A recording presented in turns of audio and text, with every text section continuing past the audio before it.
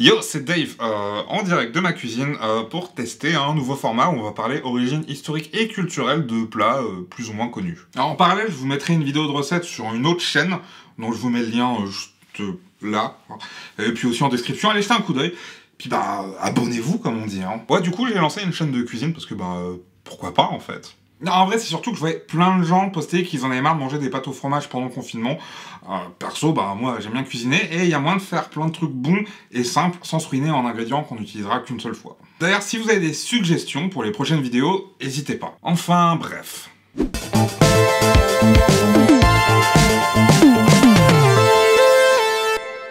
Du coup, le curry. Alors, on va commencer simple. Le curry, ça n'existe pas. Enfin, je veux dire, il n'y a pas de plat indien originaire d'Inde qui s'appellerait curry. Non, à la base, le curry, c'est une origine simple.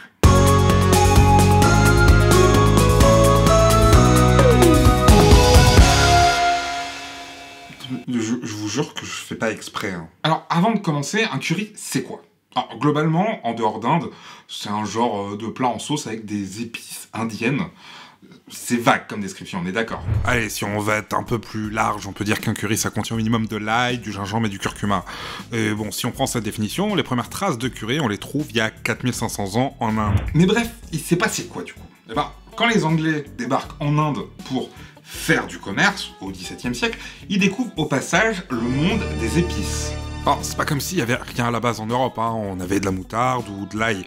Mais d'un coup, les mecs découvrent le poivre, le curcuma ou encore la cardamome, et ça va changer leur vie. Et bon, celle des Indiens au passage, mais ça, ils peuvent pas le savoir encore. Ils vont apporter ces épices au bled, et les gens vont tellement kiffer ça que ça va devenir une des principales sources de commerce à l'époque. Les différentes compagnies des Indes orientales de l'époque, en fait, elles ont été mises en place pour gérer le commerce des épices, en fait. Et c'est tellement un bail sérieux que, genre, les Néerlandais ont quasi complètement vidé de leurs habitants les îles Banda, à l'est de l'Indonésie, pour avoir la main sur le commerce de noix de muscade. Parce que, ben, le capitalisme.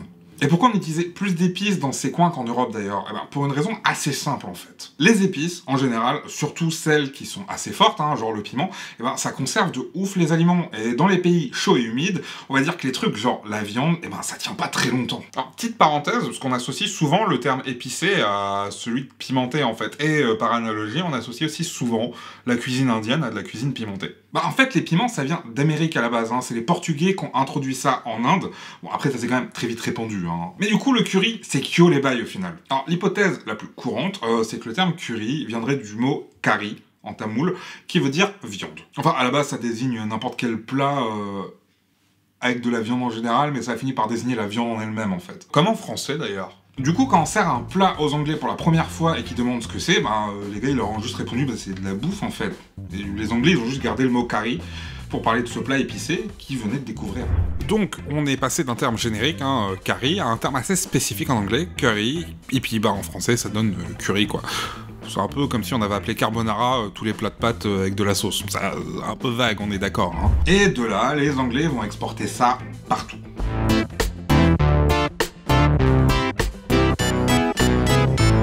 Si quelqu'un vous parle de curry, il y a de fortes chances que ça ait un rapport avec les Anglais et la colonisation en général. Ma famille venant d'une ancienne colonie britannique, eh ben on a aussi notre propre curry. Enfin on dit curry, hein, ça a été importé par les ouvriers indiens qui sont venus après l'abolition de l'esclavage. Importé par les Anglais du coup. Tout est lié. Mais le curry indien, lui, eh ben, il n'existe pas. Il y a peu de chances que vous trouviez un plat qui s'appelle curry dans un resto indien ici même, hein, d'ailleurs. Alors c'est peut-être le curry vindaloo, en fait ça c'est les Portugais qui l'ont inventé celui-là.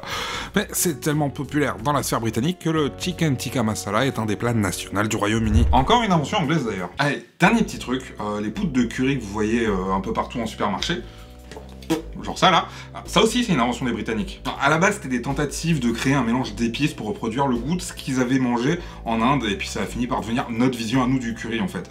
Alors que bah ça n'a rien à voir à la base. Et quand vous prenez des currys un peu plus spécifiques, hein, genre le garam masala ou du masala, c'est toujours des mélanges d'épices en fait, c'est pas une épice qui s'appellerait curry. Alors il y a bien un arbre qui s'appelle l'arbre à curry, hein, qu'on trouve dans le sud de l'Inde, qui donne des feuilles de curry. Mais c'est pas une composante essentielle des plats qu'on appelle curry, je pense même pas qu'on en mette dedans ici. Bref, le curry est avant tout une invention de la colonisation qui existe à peu près partout dans le monde, sauf dans son pays d'origine. Voilà, c'est tout pour moi. Si vous voulez une recette de curry simple à faire à la maison, je vous envoie vers cette vidéo.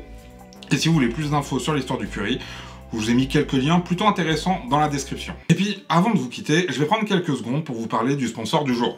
Cette vidéo est sponsorisée par Surfshark. Encore un VPN? Eh ben... Surfshark, c'est un VPN comme d'autres, certes, mais avec des avantages avantageusement avantageux.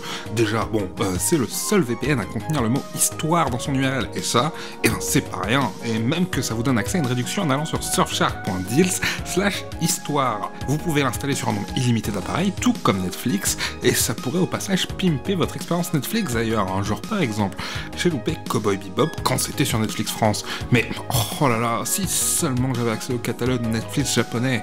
Malheureusement, je suis en France, mais peut-être que vous aurez une solution. Et même en dehors des films, hein, Surfshark fait aussi office de bloqueur de pub avec son mode clean web. Il bloque les pubs, les pop-up et aussi les trackers qui surveillent vos moindres clics pour vous proposer des pubs personnalisées. Wow, avec Surfshark, mon internet est si pur. Et oui, Anto, et avec son mode camouflage, même votre fournisseur d'accès à internet ne peut pas savoir que vous utilisez un VPN. Mais ça doit coûter super cher, Dave, dis donc. Eh bien non, Anto, en allant sur surfshark.deals/histoire, en utilisant le code histoire sur surfshark.deals, vous avez accès à moins 85% pour un abonnement de 2 ans, avec 3 mois gratuits en plus. Waouh, c'est incroyable, Dave. Mais oui, et en plus, grâce à eux, je peux te payer. En fait, sans le sponsor, tu... À la prochaine.